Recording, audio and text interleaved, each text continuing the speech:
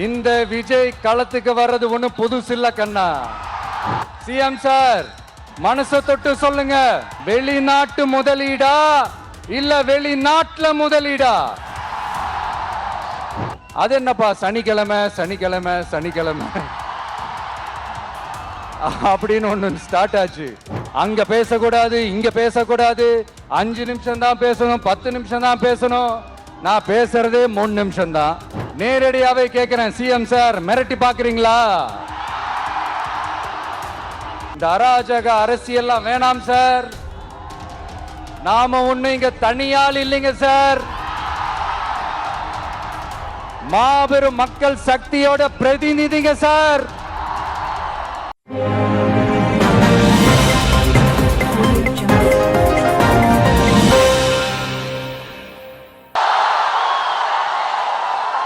எல்லாரும் எப்படி இருக்கீங்க? சாப்பிட்டீங்களா?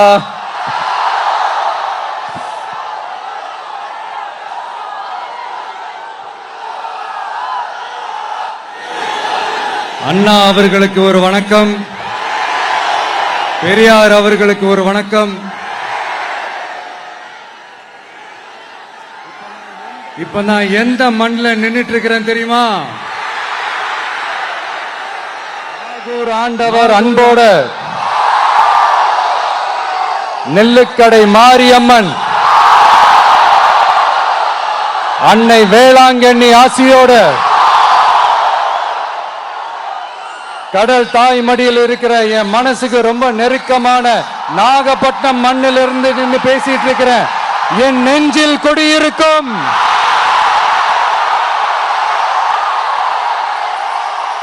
உங்கள் அனைவருக்கும்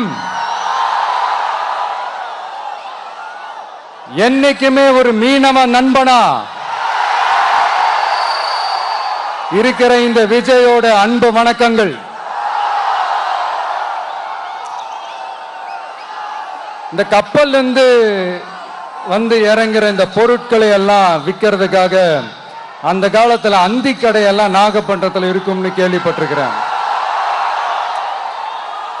மீன் பிடிக்கிற தொழில், மற்ற தொழில்கள், இந்த விவசாயம், எந்த பக்கம் திரும்பினாலும் எப்படி பார்த்தாலும் உழைக்கிற மக்கள் இருக்கிற ஊர் தான் நம்ம நாகப்பட்டினம் ஊர்.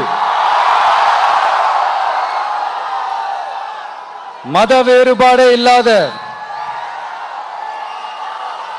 அனைவருக்கும் பிடித்து போன, மத சார்பின்மைக்கு எடுத்துக்காட்டாக வாழ்ற உங்கள் அனைவருக்கும் மீண்டும் என்னுடைய சிரம் தாழ்ந்த ஸ்பெஷல் வணக்கங்கள். இந்த தமிழ்நாட்டில்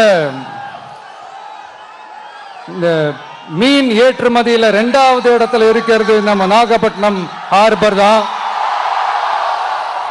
ஆனா அங்க நவீன வசதிகளோட இந்த மீன் பதப்படுத்துற இந்த மாடர்ன் தொழிற்சாலைகள்லாம் இல்லை.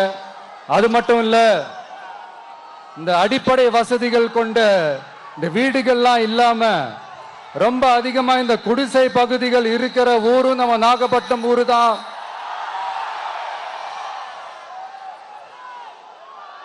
இந்த முன்னேற்றத்திற்கெல்லாம் எங்கள் ஆட்சி தான் சாட்சி. அப்படி இப்படின்ட்டு இந்த அடுக்குமொழியில பேசி பேசி அது நம்ம கேட்டு கேட்டு காதுல இருந்து ரத்தம் வந்ததான் மிச்சம். இவங்க ஆண்டது பத்தாதா? இப்படி தவிக்கிறாங்களே நம்ம மக்கள், அது பத்தாதா?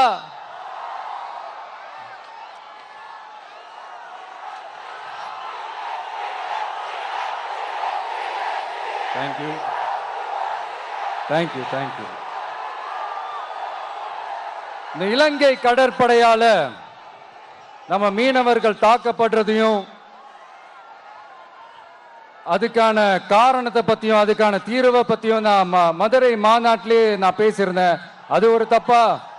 மீனவர்களுக்காக குரல் கொடுக்கறதும் அவங்களோட நிக்கிறதும் நம்மளுடைய கடமை, நம்மளுடைய உரிமை. நான் என்ன இன்னைக்கு நேத்தாங்க அவங்களுக்காக குரல் கொடுக்கிறேன். இதே நாகப்பட்டினத்துல 14 வருஷத்துக்கு முன்னாடி 2011 February 22nd இதே நம்ம மீனவர்கள் தாக்கப்பட்டதை கண்டிச்சு ஒரு பொதுக்கூட்டம் ஒண்ணு நடத்தணும் இல்லையா? இந்த விஜய் களத்துக்கு வர்றது ஒண்ணு புதுசு இல்ல கண்ணா. எப்போ எப்போ எப்போ வந்தாச்சு. என்ன ஒண்ணு, முன்னாடிலாம் விஜய் மக்கள் இயக்கம் என்ற அந்த இயக்கமா நிற்போம். இப்ப தமிழக வெற்றி கழகம் என்ற அந்த ஒரு அரசியல் இயக்கமா நிக்கிறோம். அவ்வளவுதான் வித்தியாசம். அன்னைக்கும் சரி, இன்னைக்கும் சரி, இனிமேலும் சரி, மக்களுக்காக மக்களோட நிக்கிறது தான். இது புரிய வேண்டியவங்களுக்கு புரிஞ்சா சரி.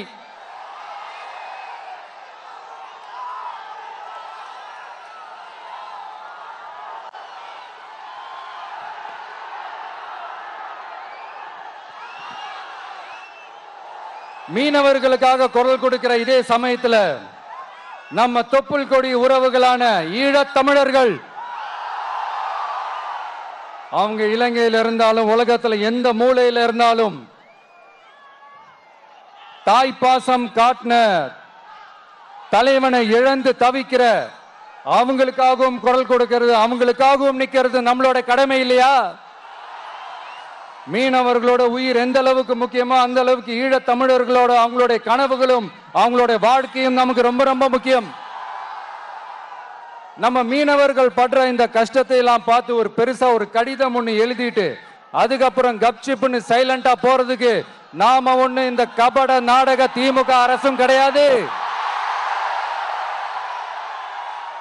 மத்த மீனவர்கள்னா இந்திய மீனவர்கள், நம்ம மீனவர்கள்னா தமிழக மீனவர்கள். இப்படி பிரிச்சு பார்த்து பேசுறதுக்கு நாம ஒண்ணு பாசிச பாஜக அரசும் கிடையாது.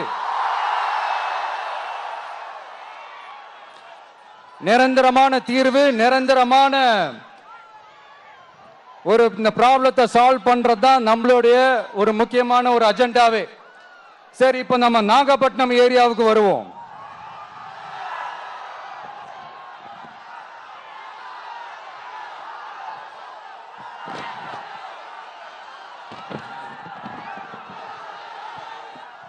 இங்க இருக்கிற மண் வளத்தை பாதிக்கிற இறால் பண்ணைகளை முறைப்படுத்தணும். அப்பதான் மீனவர்களோட வாழ்வாதாரமும் விவசாயிகளோட வாழ்க்கையும் பாதிக்காம இருக்கும். கடலோர கிராமங்களில் மீன் அரிப்புல இருந்து பாதுகாக்கிற அலையாத்தி காடுகளை அழிக்கிறத பத்தி தடுத்து நிறுத்தி அதுக்கு ஒரு வழி பண்ண வேண்டிய அரசாங்கத்துக்கு இதை விட ஒரு முக்கியமான ஒரு வேலை ஒண்ணு இருக்கு. அது என்ன தெரியுமா? சொந்த குடும்பத்தோட வளர்ச்சியும் சொந்த குடும்பத்தோட சுயநலமும் தான் அந்த முக்கியமான வேலை. இங்க இருக்கிற மக்களுக்கு குடிக்க தண்ணி இல்லாம தவிக்கிறாங்க. அதுக்கு தீர்வா காவிரி தண்ணியை கொண்டு வரலாம், மக்களோட தாகத்தை தீர்க்க. கொண்டு வந்தாங்களா? இவ்வளவு பாரம்பரிய கடல் சார்ந்த ஊர்ல ஒரு கவர்மெண்ட் மெரைன் காலேஜ் ஒன்னு கொண்டு வரலாம். கொண்டு வந்தாங்களா? மீன் சம்பந்தமான எந்த தொழிற்சாலையும் அமைக்கல. அமைச்சாங்களா? அட்லீஸ்ட் நிறைய பேருக்கு வேலை வாய்ப்பு கிடைக்கிற மாதிரி தொழில் வளர்த்தியாவது பெருக்கலாம். அதையாவது செஞ்சாங்களா? ஆனா ஒவ்வொரு டைமும் வெளிநாட்டுக்கு டூர் போயிட்டு வர்றப்பெல்லாம் அத்தனை கோடி முதலீடு, இத்தனை கோடி முதலீடுன்னு சிஎம் அவர்கள் சிரிச்சுக்கிட்டே சொல்லுவாரு. சிஎம் சார், மனசை தொட்டு சொல்லுங்க, வெளிநாட்டு முதலீடா இல்ல வெளிநாட்டுல முதலீடா? ஒட்டுமொத்த தமிழ்நாட்டுக்கும் முதலீடா இல்ல உங்க குடும்பத்தோட முதலீடு வெளிநாட்டுக்கு போகுதா? வேளாங்கண்ணி, நாகூர், கோடியக்கரைன்னு இங்க இருக்கிற டூரிஸ்ட் பிளேஸ் எல்லாம் கொஞ்சம் நல்லா டெவலப் பண்ணலாம். பண்ண என்ன குறைஞ்சா போயிடுவீங்க? வேதாரண்யம் பகுதியில் உப்பு ஏற்றுமதி செய்யறதுக்கு வசதியை செஞ்சு கொடுக்கலாம். செஞ்சாங்களா? நாகூர் ஆண்டவர் அரசு மருத்துவமனையில பிரசவம் பார்க்கிற டாக்டரே இல்லையா? நாகப்பட்டினம் புது பஸ் ஸ்டாண்டையாவது சுத்தமா சுகாதாரமா வச்சுக்கிறாங்களா? நாகப்பட்டினம் ரயில்வே ஸ்டேஷன் வேலைகளை சீக்கிரமா முடிச்சு வைக்கலாம். அதையாவது செஞ்சாங்களா? இங்க ஏற்கனவே இருந்த ஸ்டீல் ரோலிங் மில்லையும் ரயில் பெட்டி தயாரிக்கிற தொழிற்சாலையை மூடிட்டாங்க. அத மறுபடியும் திறந்தா நிறைய பேருக்கு வேலை வாய்ப்புகள் கிடைக்கும். ஏன் அதை பத்தி யோசிக்கல? மேலக்கோட்டை வாசல் NH மேம்பாலம் கட்டி 50 வருஷம் ஆச்சு. அது சரியா மேம்படுத்தலாம். அதை செஞ்சாங்களா? Thanjavur to Nagapattinam NH road வேலை பல வருஷமா நடக்குது. இன்னும் முடிச்ச பாடே காணும். அதை வேகப்படுத்தி முடிச்சிருக்கலாம். அதை செஞ்சாங்களா? ரொம்ப முக்கியமா நெல்லு மூட்டையெல்லாம் மழை காலத்துல வெள்ளத்துல நனைஞ்சு நம்ம விவசாயிங்க எவ்வளவு வேதனைப்படுறாங்க. அதுக்கு சரியான ஒரு குடவுன் கட்டி தரலாம். அதையாவது கட்டி தந்தாங்களா? எலெக்ஷனுக்கு முன்னாடி திமுக காரங்க வந்து செய்வோம் செய்வோம் செய்வோம் செய்வோம்னு சொன்னாங்களே, செஞ்சாங்களா? இதெல்லாம் எதுவுமே செய்யாம எல்லாத்தையும் செஞ்ச மாதிரியே அதையும் பெரியமையா வேற சொல்லுவாங்க இவங்க. நான் வந்து போன வாரம் திருச்சிக்கும் அரியலூர் மாவட்டத்துக்கும் போய் நம்ம மக்களை சந்திக்க போயிருந்தேன். அப்போ பெரம்பலூரும் போக வேண்டியது. அங்க சில ரூல்ஸ் அண்ட் ரெகுலேஷன்ஸ், ஒரு கட்டத்துக்கு அப்புறம் இந்த பஸ்ஸே மூவ் ஆகல. அதுக்கப்புறம் அதை தாண்டி ஒரு டைமுக்கு மேல பேசுறது, சரி அதெல்லாம் விடுங்க. இந்த நேரத்தில் பெரம்பலூர் பகுதி மக்களுக்கு நான் மன்னிப்பு கேட்டுக்கிறேன். சீக்கிரமாவே உங்களை தேடி நான் வருவேன் ஃபார் ஷுவர். நம்ம வந்து இந்த டூர் பிளான், இந்த ஷெட்யூல் போட்டதுக்கு அப்புறம் அது என்னப்பா சனிக்கிழமை சனிக்கிழமை சனிக்கிழமை அப்படின்னு ஒன்று ஸ்டார்ட் ஆச்சு. அது ஒன்றும் இல்லை, உங்க எல்லாரையும் வந்து பார்க்கும்போது உங்களுக்கு எந்த விதமான டிஸ்டர்பன்ஸும் இருந்துடக்கூடாது. முக்கியமா உங்களுடைய வேலைகளுக்கு எந்த விதமான டிஸ்டர்பன்ஸும் இருந்துடக்கூடாது அப்படின்ற ஒரே காரணத்துக்காக தான் இப்படி வீக்கெண்டா பார்த்து இப்படி இந்த பிளானை ஷெட்யூல் பண்ணோம். லீவு நாட்கள்ல ஓய்வு நாட்கள்ல வரணும்ன்றதான் அந்த எண்ணமே. அது மட்டும் இல்ல, அரசியல்ல சில பேருக்கு நம்ம ஓய்வும் கொடுக்கணும் இல்லையா? அதனாலதான் இந்த ஓய்வு நாட்களா பார்த்து இப்படி செலக்ட் பண்ணோம். சரி, இப்ப நம்ம மக்களை சந்திக்கிறதுக்கு, நம்ம சொந்தங்களை சந்திக்கிறதுக்கு எத்தனை கட்டுப்பாடுங்க. அந்த இடத்துல பர்மிஷன் இல்ல, இந்த இடத்துல பர்மிஷன் இல்ல. ஆனா அதுக்கான காரணங்கள்லாம் நீங்க கேட்டீங்கன்னா சொத்தையான காரணமா இருக்கும். அங்க பேசக்கூடாது, இங்க பேசக்கூடாது, 5 நிமிஷம் தான் பேசணும், 10 நிமிஷம் தான் பேசணும். நான் பேசுறதே 3 நிமிஷம் தான். அதுலயும் அது பேசக்கூடாது, இதை பேசக்கூடாதுன்னு சொன்னா அப்புறம் தான் எதை தான் பேசுறது. அரியலூர்ல போனப்போ நான் கரெக்டா அந்த ஊருக்கு போறதுக்கு முன்னாடி ஒரு அந்த ஏரியாலேயே அந்த பவர் கட்டு. அப்புறம் நான் திருச்சிக்கு போய் நான் பேச ஆரம்பிச்சதுக்கு அப்புறம் அந்த ஸ்பீக்கருக்கு போற அந்த வயரு கட்டு. இல்ல நான் தெரியாம தான் கேட்கிறேன், சிஎம் சார், ஃபார் எக்ஸாம்பிள் இப்ப ஒரு RSS தலைவர் இங்க வராருன்னு வச்சுக்கோங்க, இல்ல நம்ம பிரதமர் மோடிஜி அவர்களோ இல்ல உள்துறை அமைச்சரோ இங்க வராருன்னு வச்சுக்கோங்க, இந்த மாதிரி கண்டிஷன்ஸ்லாம் போடுவீங்க?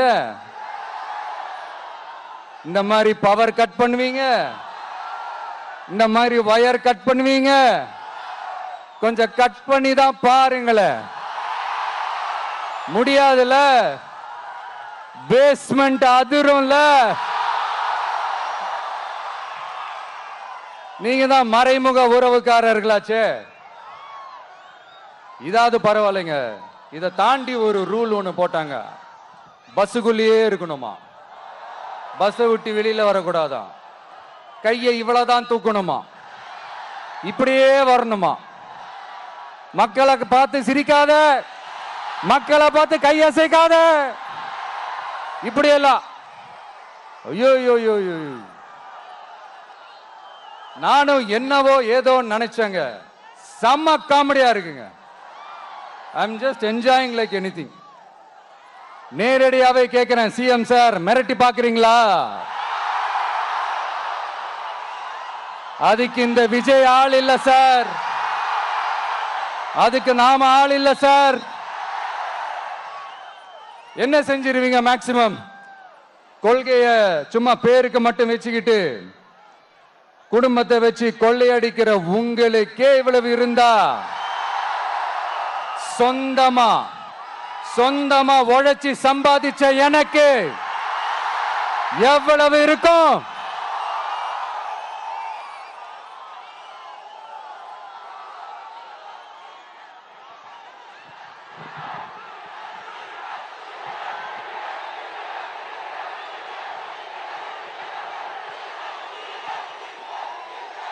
தேங்க்யூ நண்பா.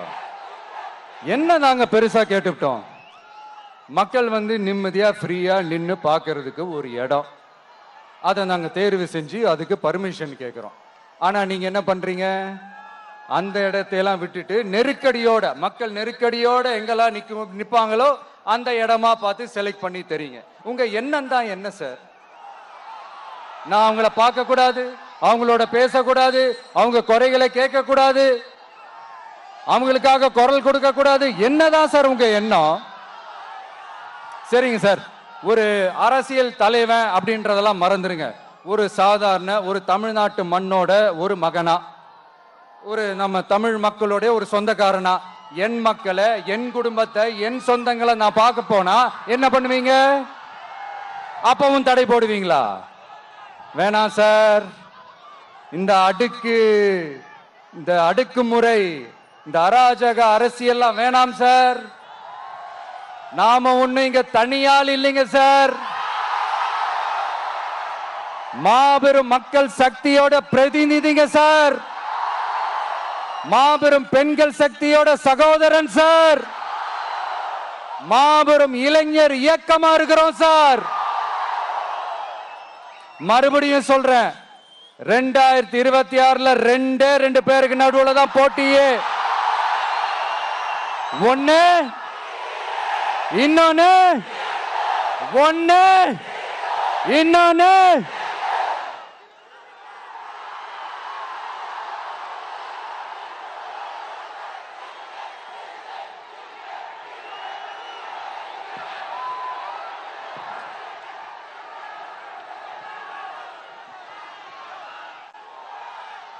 இந்த பூச்சாண்டி வேலையெல்லாம் காட்டுறதை விட்டுட்டு தில்லா கெத்தா நேர்மையா எலெக்ஷனை சந்திக்க வாங்க சார். பார்த்துடலாம் சார். கொள்கையை பேருக்கு மட்டும் வச்சுக்கிட்டு குடும்பத்தை வச்சு தமிழ்நாட்டை கொள்ளையடிக்கிற நீங்களா, இல்ல தமிழ்நாட்டில் இருக்கிற ஒவ்வொரு வீட்டுக்குள்ளேயும் ஒருத்தனா இருக்கிற நானா, இந்த விஜயா? பார்த்துடலாம் சார். இனிமேலும் இந்த தடைகள்லாம் போட்டீங்கன்னா நான் நேரடியா மக்கள்கிட்டயே பர்மிஷன் கேட்டுருவேன். மக்களே நீங்க சொல்லுங்க, நான் உங்களை பார்க்க வரக்கூடாதா? நான் உங்களோட பேசக்கூடாதா? உங்க குறைகளை நான் கேட்க கூடாதா? உங்களுக்காக நான் குரல் கொடுக்க கூடாதா? இப்படி நமக்கு தடையா போடுறாங்களே, இந்த திமுக அரசு மறுபடியும் ஆட்சிக்கு வரணுமா? உங்க நல்லதுக்காக நம்ம உங்க டிவிக்கு ஆட்சி அமையணுமா? சத்தமா கேட்டுச்சா மை டியர்? ஏன்பா, நான் தான் அப்பவே சொன்னல, அவருக்கு ஆசையா பாசமா கூப்பிட்டா பிடிக்க மாட்டேங்குது. ஏன்பா மறுபடியும்? கேட்டுச்சா சிஎம் சார்?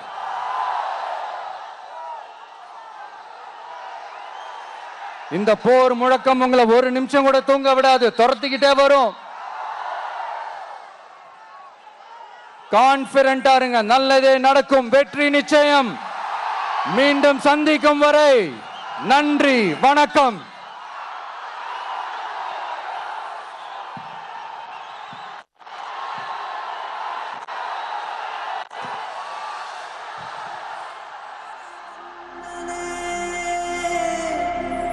விழா